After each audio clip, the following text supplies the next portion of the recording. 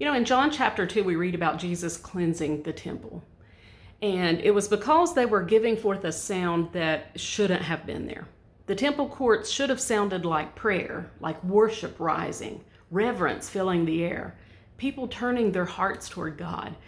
Instead, there was a noise of buying and selling, bargaining and profit.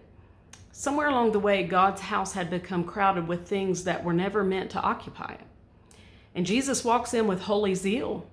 Now, his response here when he overturns the tables wasn't uncontrolled anger. It was love protecting what belonged to his Father.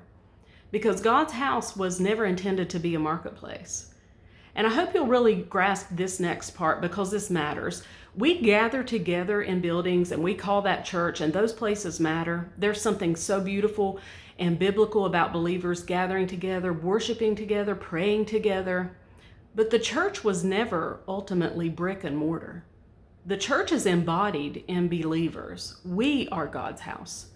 So when Jesus cleanses the temple, I think it forces us to ask a deeper question than simply what happens in our church buildings. We also have to ask, what is happening inside of us? Because both should be houses of prayer. The places where we gather should carry an atmosphere of prayer, but our hearts should too. Our homes, our lives should carry that same atmosphere.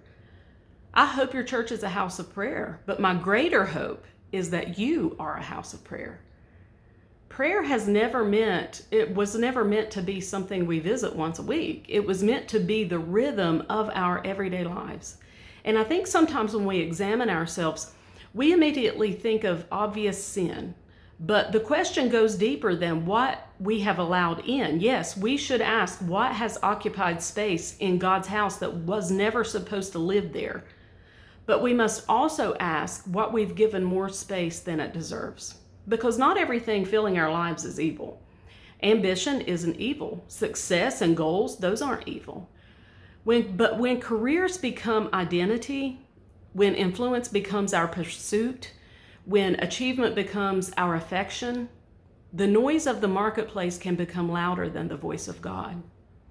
We are the carriers of his presence, salt and light. We are the hands and feet of Jesus.